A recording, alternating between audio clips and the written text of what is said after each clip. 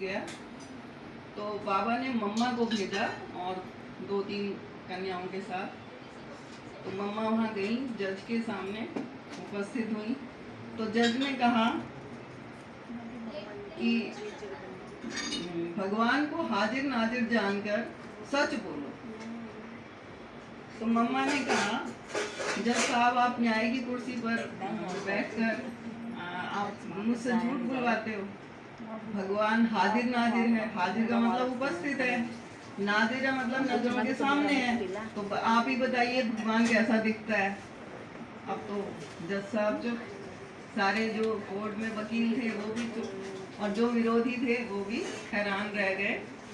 तो फिर जज ने यही फैसला दिया कि मम्मा ओम राधे सच्ची है, इनका सत्संग सच्चा है, कोई भी जा सकता है। तो कहते हैं ना सच्चाई की सदा जीत होती है, भगवान जिसके साथ है उसकी हार नहीं हो सकती है। तो वो वहाँ भी सफलता मिली।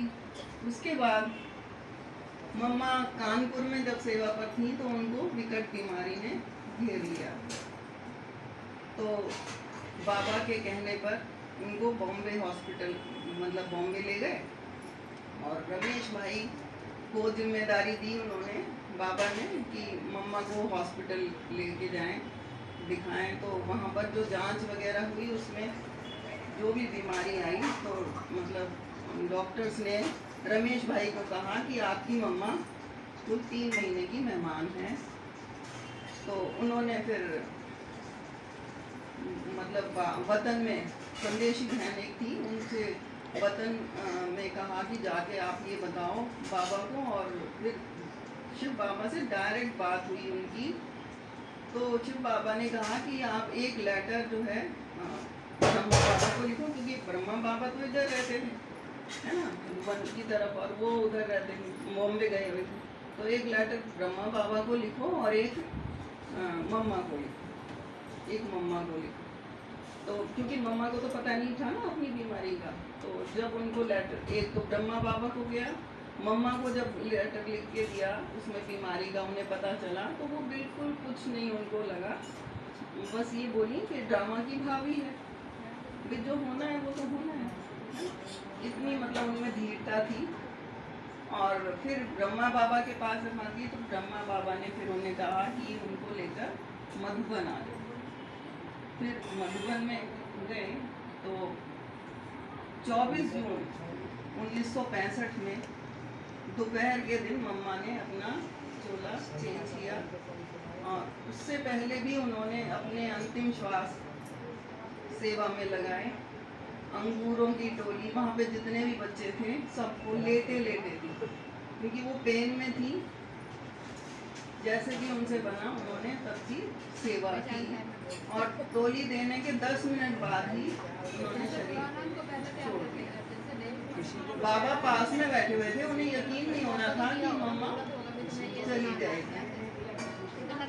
फिर गुलजार दादी जाया करती थी वतन में, तो उनके द्वारा संदेश आया कि ये तो बच्चों ड्रामा की भावी है, आपको श्रीमत पर चलते रहना है। मम्मा जाए या बाबा जाए, वर्षा तो शिव बाबा से लेना है, मतलब रूटीन वो ही चलेगा। तो ब्रह्मा बाबा ने फिर सारी रात का योग रखाया। योग के दौरान वो मतलब सबसे कहा कि मम्मा का आवाहन करो।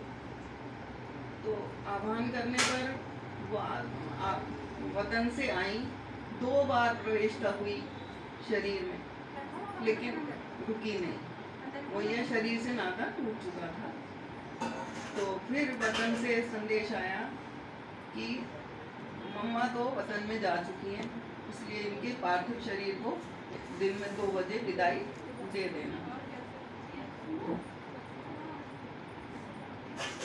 फिर बाबा ने सभी को, क्योंकि सभी सेंटर्स पे दूर दूर रहते थे भाई बहने, उन सबको पत्र लिखे, मामा की सूचना दी होगी ना।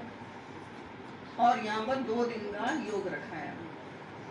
2 दिन का योग में पहले दिन वही गुलजार दादी जाती थी वतन में, तो पहले दिन जब गई तो मम्मा को देखा कि बाबा की गोद में बैठी।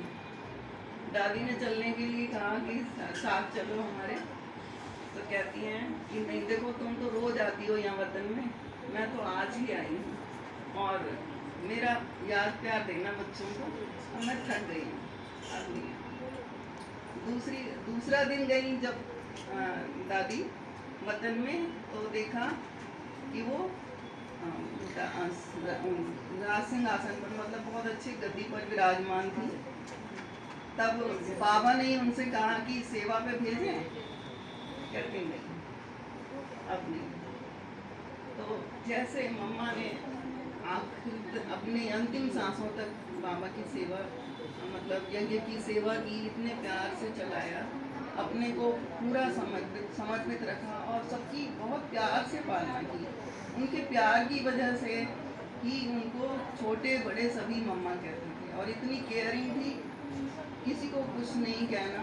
और बताते हैं कि शाम के समय, रात को थोड़ा, मतलब 7-8 बजे ब्रह्मा बाबा ऊपर जाते थे और वहाँ पे क्लास शाम को भी थोड़ी लेते होंगे, तो सब बहन भाई चले जाते थे।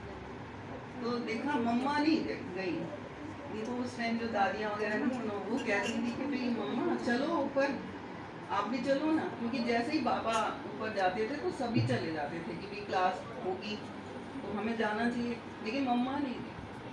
तो दादियों ने कहा भी कि हमने दादी को कहा